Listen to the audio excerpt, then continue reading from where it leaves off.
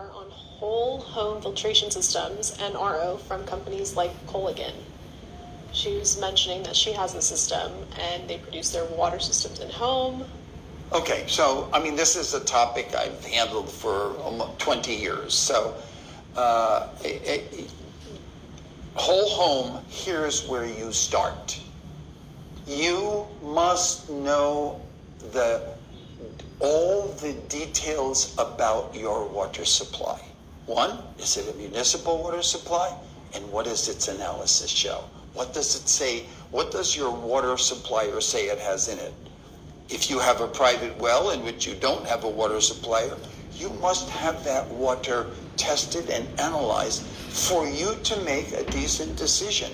You might need just if you have a well in a pristine area and there's no agriculture, there's no pesticides, there's no other obvious problems, like you're up at 5,000 foot level in Colorado Rocky Mountains, you might need just a simple large cartridge carbon filter to handle your water. And maybe you might, if there's any bacterial problems, you might want to incorporate a UV.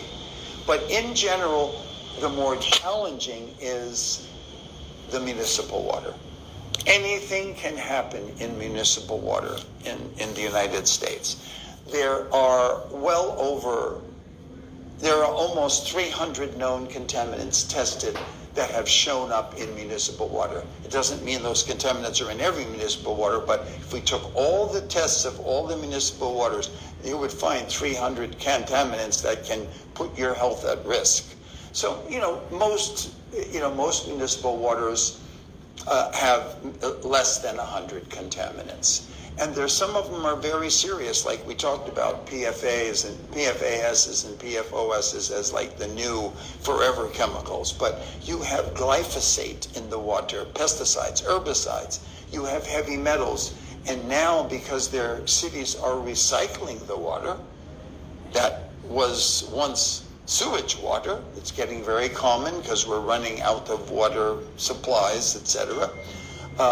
They're recycling water, so now you can have pharmaceutical medicines in the water, you can have drugs in the water, etc. So it's a very serious undertaking.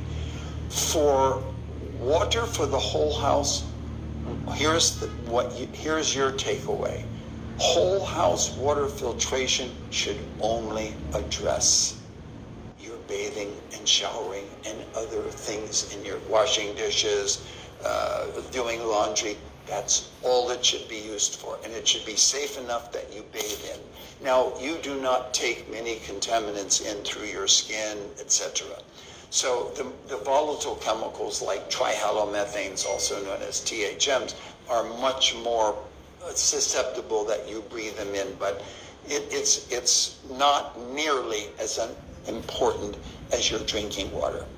You should never count on a whole house system. In general, never count on a whole house system to do your drinking water and remove the chemicals if you're a very health-minded person.